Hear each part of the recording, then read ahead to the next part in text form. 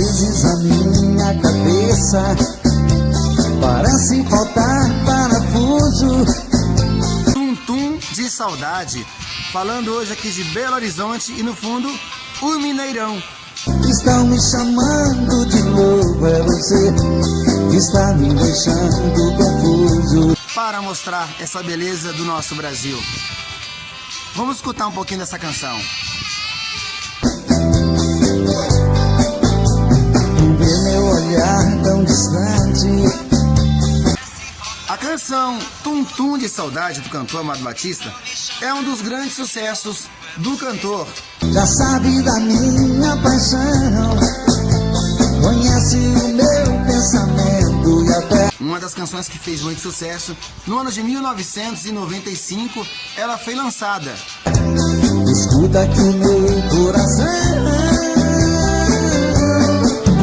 bate tudo. E nesse álbum, com a canção Tum Tum de Saudade, a gente foi observar também a canção Estou Doente, Processado por Amor, entre outras canções de sucesso que fizeram e fazem desse grande cantor um grande nome e recordação no nosso Brasil.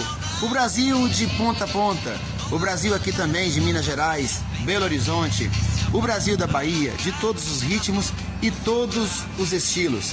Amado Batista é um cantor muito querido e conhecido por a sua história, sua popularidade, muitos anos de carreira, muitos anos de história, e hoje eu dividindo com vocês aqui de Minas Gerais também um pouco da história dessa canção, Tum Tum de Saudade, que foi gravada aí no ano de 1995. E uma coisa legal que essa canção tem, que ela usa ali o saxofone e faz a canção ficar mais atraente, e é uma canção dançante também.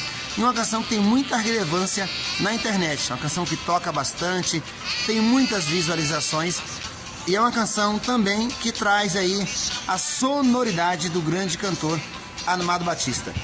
E você, tem alguma parte dessa história que te toca, alguma lembrança que te faz voltar no passado, alguma recordação, alguma história?